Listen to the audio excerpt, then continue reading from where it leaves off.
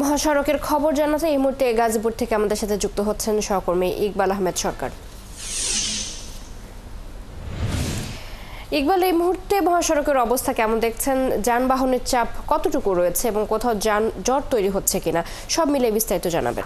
গাজীপুরের ঢাকা ময়মনসিংহ মহাসড়ক এবং ঢাকার টাঙ্গাইল মহাসড়ক, দুটি মহাসড়কেরই যে দুটি গুরুত্বপূর্ণ পরিবহন পয়েন্ট রয়েছে, একটি হলো চন্দ্রা ত্রিমুর, আরেকটি হলো চান্দনা চৌরাস্তা। এই দুইটি পয়েন্টকে ঘিরে আমরা দেখছি যে দীর্ঘ যানজটের অবস্থা সৃষ্টি হচ্ছে। সেই সকাল থেকেই ধীরে ধীরে যানবাহন চলছে ঢাকা ময়মনসিংহ মহাসড়কের চান্দনা চৌরাস্তা থেকে টঙ্গী পর্যন্ত 12 কিলোমিটার এলাকার অনেক জায়গায়, যদিও কোথাও একেবারে চাকা থেমে নাই, তবে আমরা দেখছি যে দুর্ভোগ মাথায় নিয়েই, অর্থাৎ যানজটের যে ভোগান্তি, চিরচেনা যে রূপ ছিল ঢাকা ময়মনসিংহ মহাসড়কের, সেই রূপই অনেকটা দেখা যাচ্ছে চান্দনা চৌরাস্তায়। যদিও অবকাঠামোগত সুবিধা বেড়েছে, বিআরটি প্রকল্পের নির্মাণ কাজ অনেকটা শেষ হয়েছে, ফ্লাইওভার হয়েছে, অনেকগুলি ফ্লাইওভার খুলে দেওয়া হয়েছে, তারপরেও ভোগান্তি সেটা কিন্তু একেবারে শেষ হয়নি।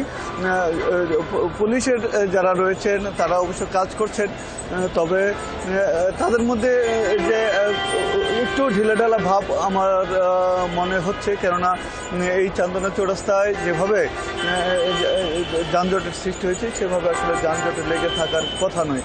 যদি আরেকটু আন্তরিক হতো পরিবহনের চালক বা হেল্পাররাও, আর যত্রতত্র যানবাহন থামিয়ে যাত্রী উঠানামা একটা অন্যতম কারণ। আর সকাল থেকে হাজার হাজার নয় লাখ লাখ শ্রমিক, বিশেষ করে যারা পরিবহন শ্রমিক, তারা তাদের গন্তব্যে রওনা দিয়েছেন। সেই কারণেই এই যানবাহনের যে সংখ্যা বেড়েছে এবং যাত্রীদেরও চাপ বেড়েছে মহাসড়ক জুড়ে, আর সেই কারণে দুর্ভোগ কিছুটা হচ্ছে। আর এই যে দুর্ভোগ যানজটের, তার পাশাপাশি যানবাহনের ভাড়াও বেশি রয়েছে। আমরা যেটা জানতে পেরেছি, ময়মনসিংহ, কিশোরগঞ্জ, শেরপুর সব বিভিন্ন গন্তব্যে পৌঁছতেই অতিরিক্ত ভাড়া আদায় করা হচ্ছে।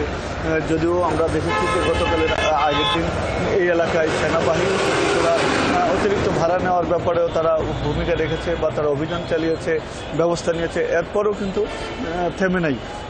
মানুষ গন্তব্যে যাচ্ছেন। গতকালই অধিকাংশ কলকারখানা, বিশেষ করে পোশাক কারখানা এই অঞ্চলের ছুটি হয়েছে, সেই কারণেই আজকে ভোগান্তিটা বেশি, এবং আজকেই এই ভোগান্তিটা দুপুরের মধ্যেই কমে যাবে বলে পুলিশের যারা সংশ্লিষ্ট রয়েছেন তারা বলছেন যে তারা আন্তরিকতার সাথেই নানা পরিকল্পনা করে চেষ্টা করছেন এই ভোগান্তি কমানোর জন্য। ভোগড়া বাইপাস। ইকবাল, আপনাকে ধন্যবাদ, আপনি ছিলেন আমাদের সাথে। নিশ্চয়ই পরবর্তীতে আবারও আপনার সাথে যুক্ত হয়ে পরবর্তী খবর জেনে নেব।